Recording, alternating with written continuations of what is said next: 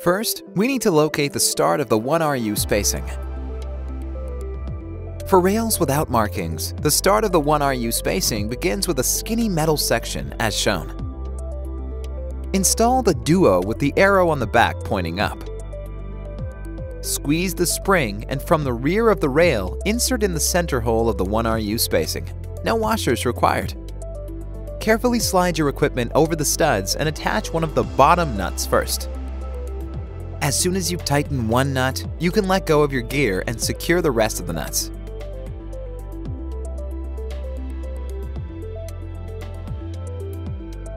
If need be, tighten the nuts further 1/2 turn, using either a PZ2 screwdriver or an M10 nut driver. Job done! Duo, from the makers of Rackstuds. Say goodbye to cage nuts.